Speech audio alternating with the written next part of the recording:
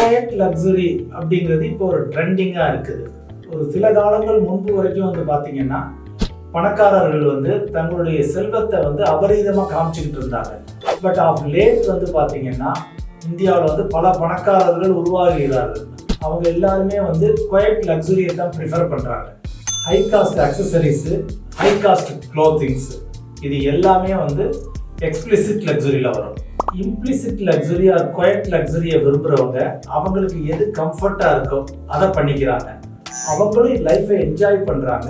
But at the same time பரவலாக உலகத்துக்கே தன்கிட்ட இருக்க வெல்த் தெரியணும்னு அவங்க ஆசைப்படுறதில்ல, அல்லது அடுத்தவர்களுக்காக அவர்கள் வாழவில்லை, அதை நம்ம சொல்லலாம்.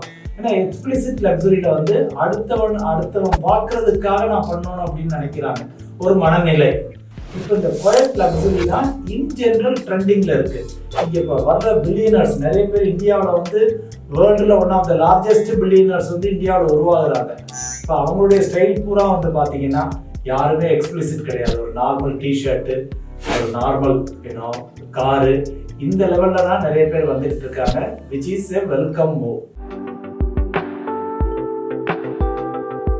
Mutual fund investments are subject to market risks. Read all scheme related documents carefully.